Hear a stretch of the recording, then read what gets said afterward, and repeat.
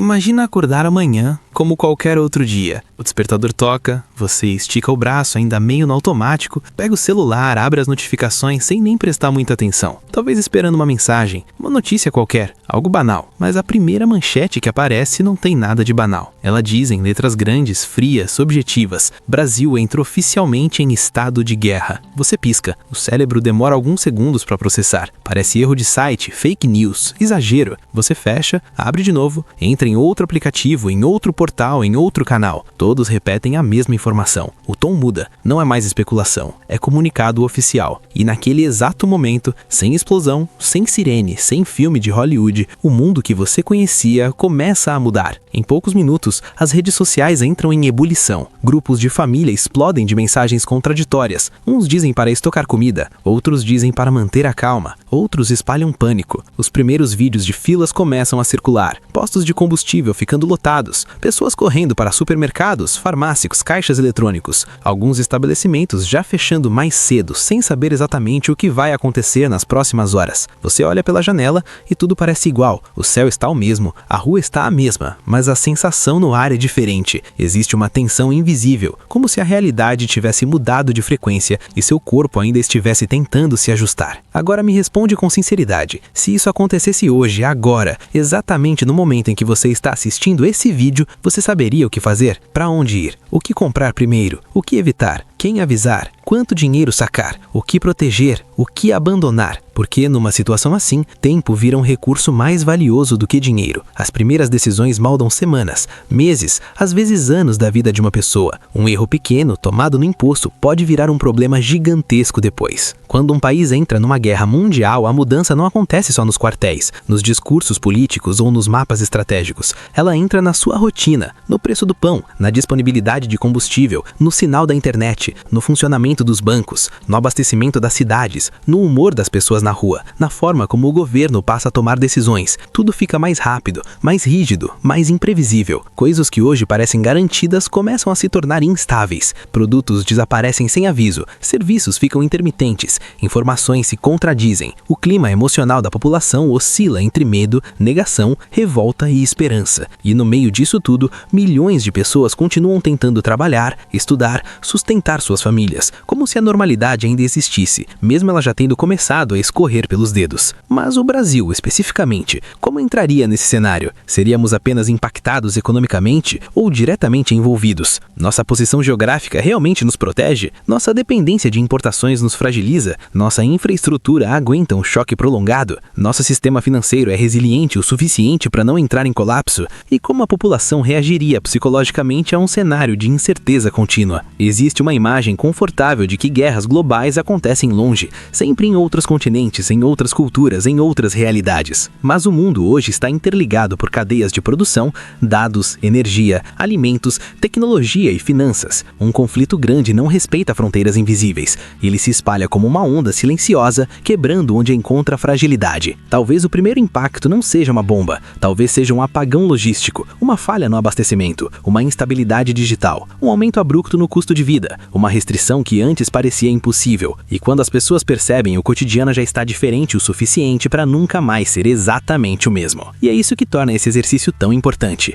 Não é sobre criar medo, é sobre entender realidade, entender como sistemas funcionam quando pressionados, como sociedades reagem quando saem da zona de conforto, como decisões macro acabam moldando a vida micro, a sua vida. Ao longo desse vídeo, você vai enxergar como uma possível terceira guerra mundial poderia afetar o Brasil desde os primeiros dias até os desdobramentos mais profundos. O que mudaria na economia, na segurança, na tecnologia, no emprego, no consumo, no comportamento social. Quais seriam os riscos invisíveis que quase ninguém discute? E quais seriam as escolhas inteligentes que aumentariam suas chances de atravessar um cenário assim com mais estabilidade, menos pânico e mais clareza? Porque o futuro raramente chega com aviso prévio. Ele simplesmente acontece. E quando acontece, quem está minimamente preparado não entra em desespero, entra em adaptação. Então, agora que você já entrou nesse cenário comigo, continua aqui, porque o que você vai entender nos próximos minutos pode mudar completamente a forma como você enxerga segurança, estabilidade e futuro. Agora que você já entrou mentalmente nesse cenário, a primeira pergunta não é sobre bombas, soldados ou mapas. A primeira pergunta real é muito mais simples e muito mais assustadora. O que acontece nas primeiras 24 horas quando um país entra oficialmente em guerra? Porque é nesse intervalo que o caos silencioso começa a se organizar. Não com explosões, mas com decisões administrativas, bloqueios estratégicos, movimentações financeiras e mudanças quase invisíveis para quem está apenas olhando de fora. Nas primeiras horas, o governo ativa protocolos de emergência, reuniões fechadas, comunicação direta com aliados, ajustes imediatos em rotas aéreas, portos, sistemas de energia,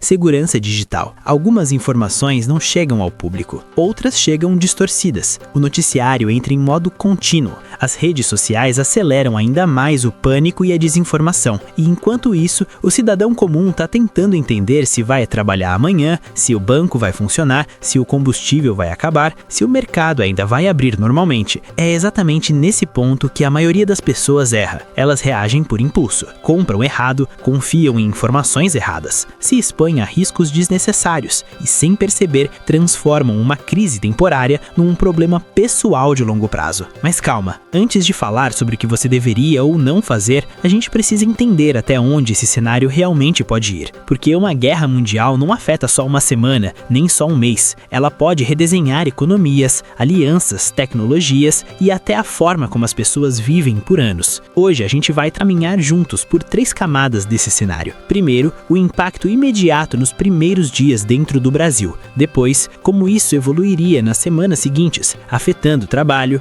preços, segurança e acesso a recursos. E por fim, até onde esse conflito poderia levar o país no médio e longo prazo, tanto em riscos quanto em oportunidades que quase ninguém enxerga. E fica até o final, porque a última parte conecta tudo isso com uma pergunta que pouca gente tem coragem de fazer. Quem realmente ganha poder quando o mundo entra em caos? Agora respira e vamos começar pelo primeiro efeito dominó que cairia no Brasil nas primeiras horas após a confirmação oficial do conflito. Agora o anúncio é oficial, não é mais especulação, não é mais rumor. O comunicado foi feito. E quando isso acontece, o país inteiro entra num modo quase automático, como um organismo gigante tentando se proteger ao mesmo tempo. Nos primeiros minutos, aeroportos começam a rever rotas. Alguns voos são cancelados imediatamente, outros são redirecionados, pessoas ficam presas em conexões, bagagens se acumulam, famílias se desencontram, portos entram em alerta máximo. Cargas consideradas estratégicas passam a ser monitoradas com prioridade. Não é algo que o cidadão comum percebe de imediato, mas é ali que o fluxo de abastecimento começa a sentir as primeiras pressões. Nos bancos, os sistemas não caem, mas a movimentação dispara. Transferências, saques, compras grandes. O dinheiro começa a circular mais rápido, e quando isso acontece, o risco de instabilidade aumenta. O mercado reage com volatilidade. O dólar sobe, investimentos oscilam,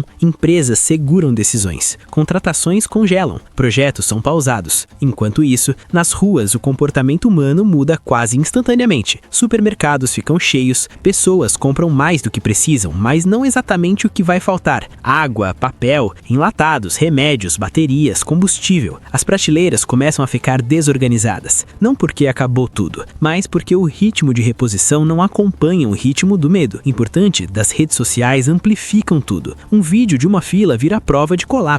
Uma foto antiga reaparece como se fosse atual. Um áudio sem fonte se espalha como verdade absoluta. Em poucas horas, ninguém mais sabe exatamente no que confiar. E aqui entra um detalhe que quase ninguém considera. O maior risco das primeiras 24 horas não é a falta de recursos, é a falta de clareza. Quando as pessoas não entendem o que está acontecendo, elas preenchem o vazio com ansiedade, e a ansiedade toma decisões ruins. Empresas começam a rever horários, escolas avaliam suspensão de aulas, eventos são cancelados, algumas cidades entram em protocolos de segurança. Não é caos total, é uma reorganização silenciosa, porém profunda da rotina. E enquanto tudo isso acontece externamente, internamente as pessoas começam a sentir algo diferente. Uma mistura estranha de incredulidade, alerta constante e uma sensação de que o futuro ficou nebulado, demais para ser planejada. Mas isso é só o começo, porque o verdadeiro impacto não aparece no primeiro dia. Ele aparece quando o sistema tenta se manter funcionando sob pressão contínua. E é exatamente isso que a gente vai entender agora. Passados os primeiros dias, a sensação de choque começa a dar lugar a algo mais perigoso, uma falsa adaptação. As pessoas continuam indo ao trabalho, abrindo lojas,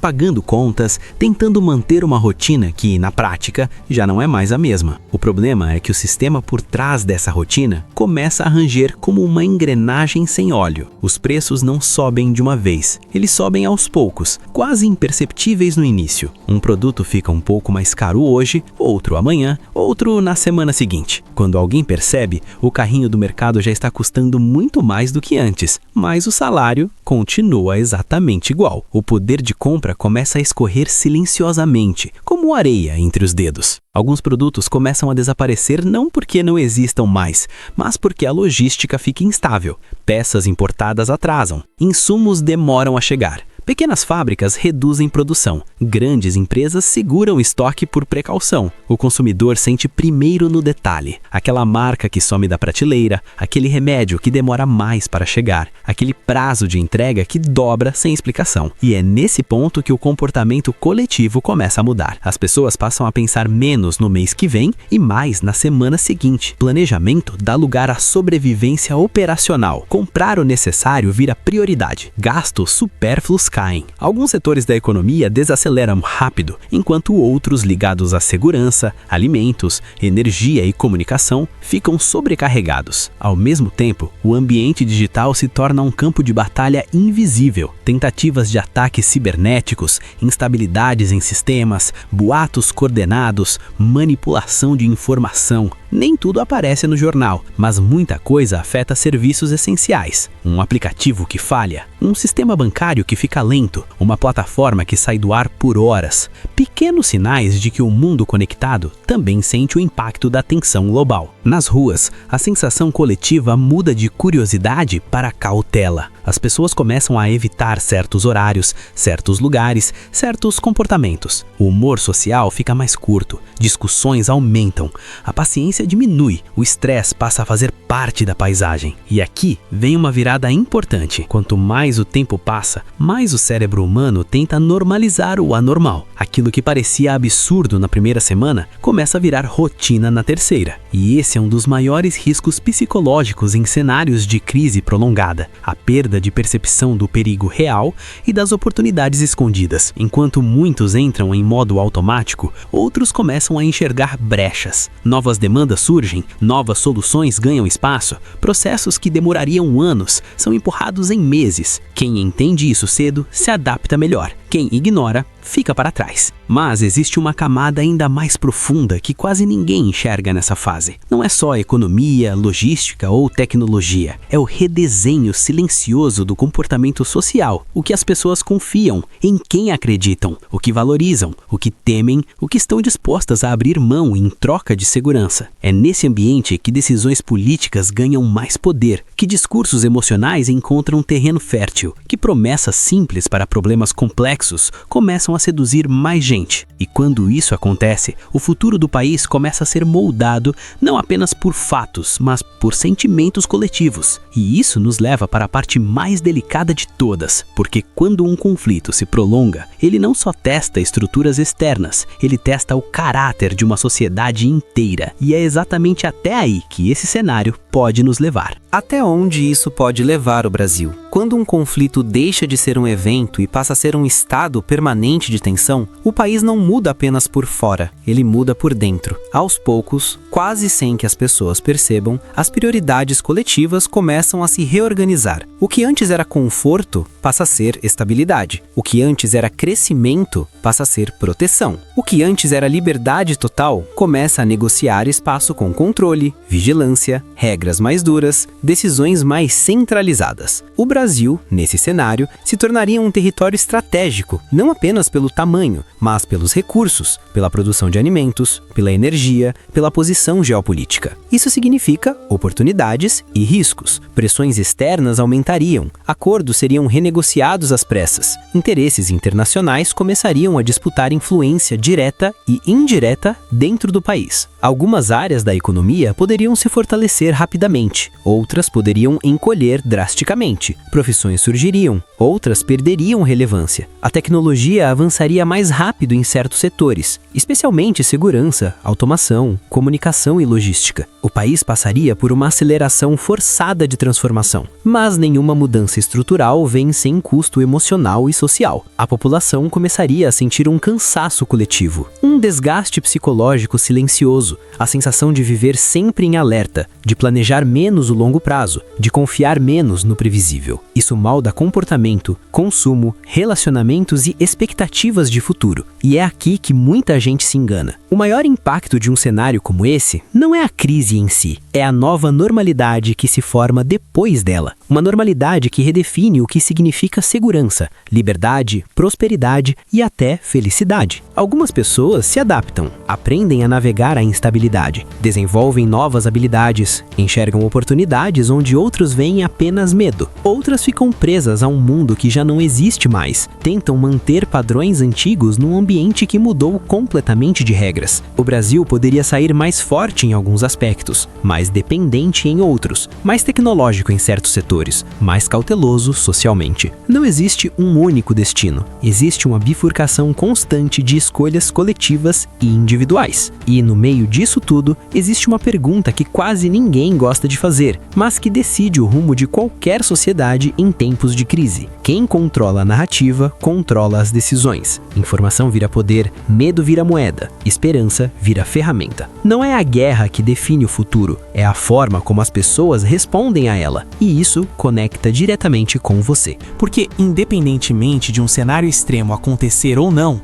o mundo já está acelerando, ficando mais instável, mais interdependente, mais imprevisível. Entender como sistemas reagem sob pressão não é paranoia, é inteligência estratégica. Talvez nada disso aconteça exatamente dessa forma. Talvez o mundo encontre outros caminhos. Talvez crises sejam evitadas. Mas a pergunta mais importante não é o que o mundo vai fazer. A pergunta é: como você reage quando a realidade muda rápido demais? Você entra em pânico? Você paralisa? Ou você observa, aprende, se adapta e toma decisões melhores do que a média? Porque o futuro não pertence aos mais fortes, nem aos mais rápidos. Ele pertence aos mais lúcidos. Agora eu quero saber de você. Se um cenário como esse começasse amanhã, qual seria a sua primeira decisão? Comenta aqui, eu leio tudo.